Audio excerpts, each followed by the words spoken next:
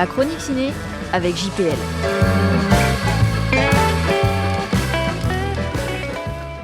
Die My Love, nanar prétentieux. Il en va des navets comme de tous les autres légumes. Il y en a des petits et des gros, des goûteux et des insipides, des qui se dégustent au second degré et d'autres parfaitement indigestes. Les 118 minutes de Lynne Ramsay réussissent la performance quasi mémorable d'être un gros navet d'une prétention sans limite. Grace et Jackson fuient New York et décident de fonder une famille dans l'immensité sauvage du Montana. Mais quand leur fils naît, lasse et en proie à une solitude grandissante, Grace sent sa réalité lui échapper. Peu à peu, elle perd pied, fragilisée par une maternité qu'elle affronte presque seule. Mon introduction laisse à entendre que je n'ai pas beaucoup aimé ce supplice qui frise l'insulte à l'intelligence. Un des plus mauvais films de l'année pour l'instant.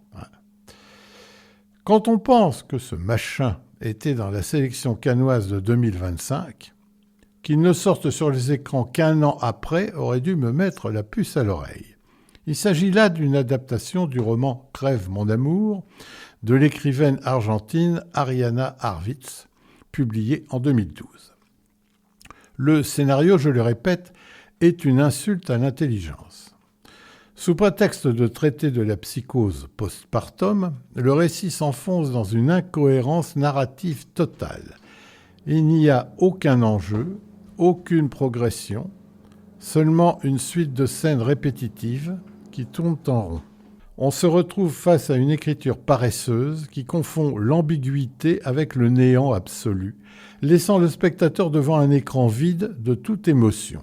Quant à la réalisation de Lynne Ramsay, elle est méconnaissable. Où est passée la cinéaste de We Need to Talk About Kevin ? Elle abuse de procédés stylistiques datés. Les nombreuses nuits américaines sont particulièrement hideuses, entre autres, de montages éclatés insupportables et de cadrages prétentieux qui ne servent qu'à masquer l'absence de vision artistique. Une coquille vide, illisible et profondément ennuyeux. Même la bande-son est agressive et à la limite du supportable. Un raté majuscule.